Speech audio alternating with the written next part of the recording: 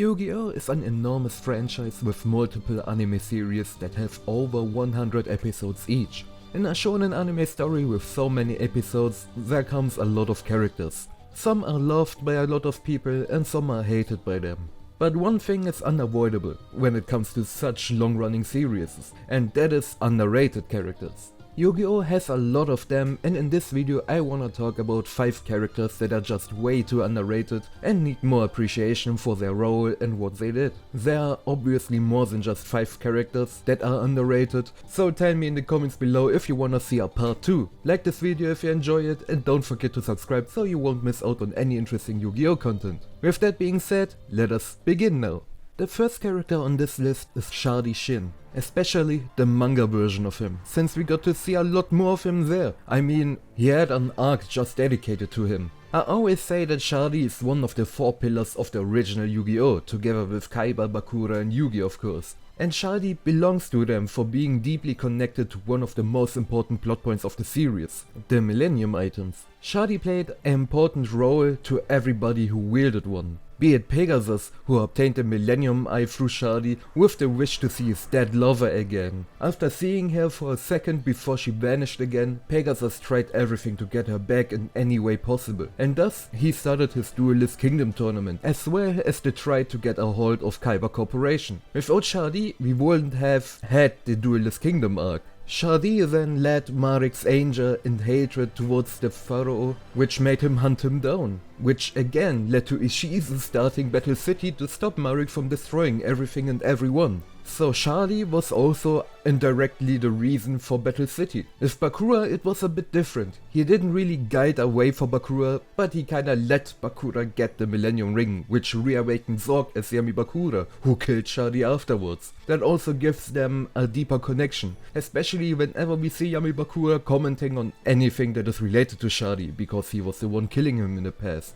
And Shadi's connection to Yugi and Atem also went pretty deep. Shadi tested Yugi if he could actually be the right holder of the Millennium Puzzle and the real vessel of the Pharaoh, and continued afterwards to put Atem under multiple tests to see if he's actually the Pharaoh and to guide him to his goal. Shadi himself learned from that confrontation how important bonds are and then started to give the Pharaoh his full support. Especially if we think about that Shadi is literally the guardian spirit of the Pharaoh, summoned by none other than Atem's father, Agnam Kanon, that fulfilled his mission till the end. Shadi is just such an important character who gets too less credit for what he is and does. But I will make a separate video about him, as well as probably anybody on this list, since they all need more respect. But that's enough for now, let's get to our second character.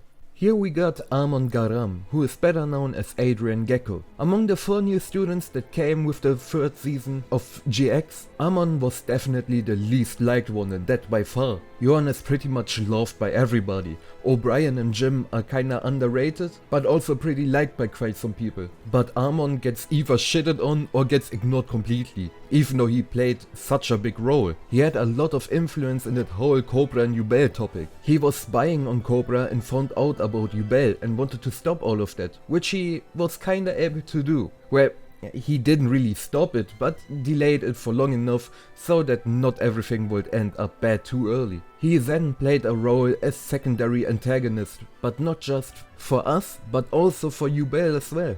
He became the enemy of our enemy. They first started to cooperate together, or better said, they tried using each other to get to their respective goals. For Amon it was to gain power to become the king of the dimension. Yubel thought they were using Amon the whole time, while Amon didn't let himself get used and worked his way up to obtain Exodia. A big character point for Amon was your heart against your mind. He fought against the darkness of anger and revenge in his heart, and ordered himself to do everything for the greater good without letting any darkness out. He was able to defeat the darkness of his heart in the end and try to become the king of the world, not just to rule over it, but to change it into a place where everybody can become happy, without any signs of revenge, sorrow, envy, loneliness or whatever. He himself suffered through all of this and tries to delete it from the world, so nobody else have to experience any tragic situations. His His heart and mind became one and he was about to become the king until Yubel ended him and his dreams in a duel.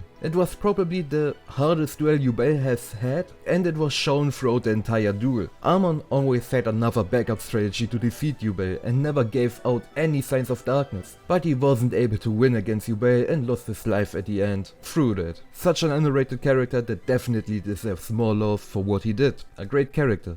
The third character on this list is a 5D's character, and it is Luka, who is better known as Luna. She is one of the few characters that were able to communicate with duel monster spirits, but beyond that she was able to enter the realm of the duel monsters, even though it wasn't really a conscious thing. She befriended the ruler of the duel monsters world, the ancient fairy dragon, and promised that she would save the duel monsters world from a catastrophe that was about to come. That's a thing that made her one of the most important characters of the series, and with that also a signer. She was the only one who could be able to protect the other world and made it her lifetime duty. Since she was a small child, she started living a life with a duty at 3 years old, and that shows, since she isn't childish at all. How could she be? She wasn't able to live an innocent child life without any important thoughts in her mind, and thus she appears to be more adult-like than most of the 5D's cast. She had a great development after rescuing the world of the duel monsters and defeating the dark signer Demak. She was finally able to free her head of any dangerous thoughts and could start to catch her child life up. And in the end, we see her living a completely normal school life, having friends and stuff, which is just a heartwarming thing to see.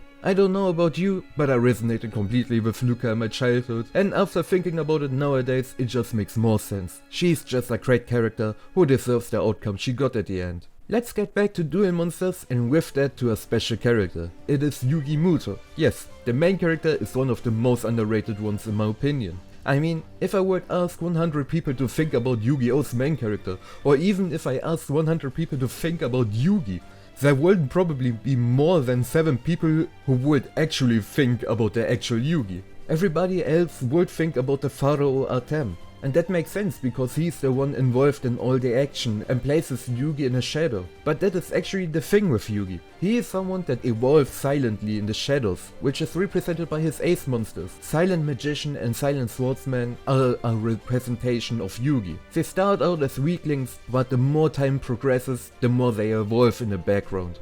Yugi became strong enough to defeat Bakura and even the Pharaoh himself in the end.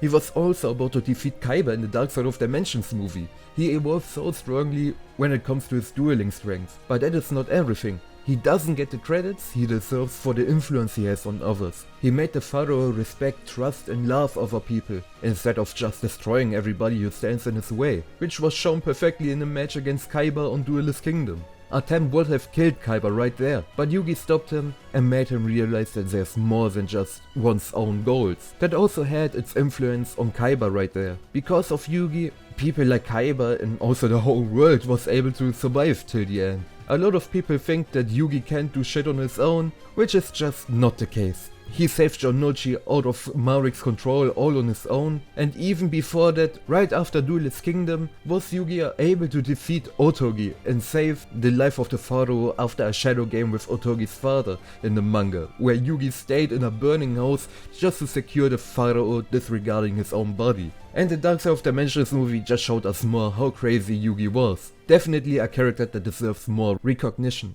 And the last character for today's video is Sho Marufuji, who is better known as Syrus Truesdale. Sho is a character everybody makes fun of or is just annoyed by him for being a loser or a crybaby. But he got a development that went through the whole series, which reached its climax in the 4th season of Yu-Gi-Oh! GX. That development started already in season 2. In season 1, he was just that not respecting, scared and traumatized duelist who couldn't believe in himself at all. That changed in his 2nd season, as he wanted to save his older brother Ryo from the dark path he chose as Hellkaiser. He challenged the probably strongest duelist he has ever witnessed to save him. Ryo was testing if Sho was just a coward or someone who really means what he says, and let them both wear the shock collars. If Sho was the same as before, he would quit the duel and don't respect anything that would happen in that scenario. But Sho was dueling respectfully all the way, even though he lost brutally to Ryo at the end, passing out by that. That made Judai say that Sho is the actual Kaiser now,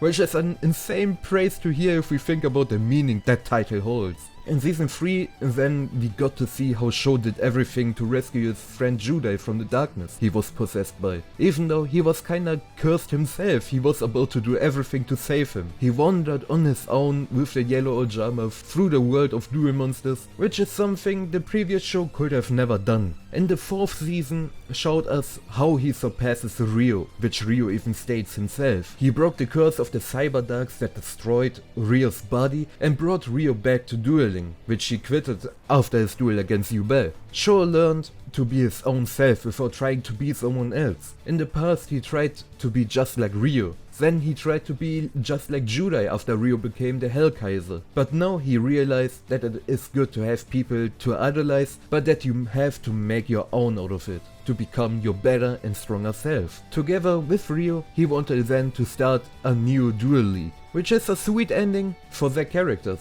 Sho doesn't deserve all the negativity around him for everything he did, and no matter how mad people will be about it, even Kaiser himself stated in the end that Sho had surpassed him, which makes him the better duelist at the end, and with that everything but a loser. And that shall be it for this video. I hope I was able to open your mind about some of these characters. Tell me in the comments down below what you think about them and if you agree with what I said in the video. Like this video if you enjoyed it, it would really mean a lot to me, and don't forget to subscribe if you want to see more content like that in future. Thank you all for watching and have a great day. See you in my next video. Bye!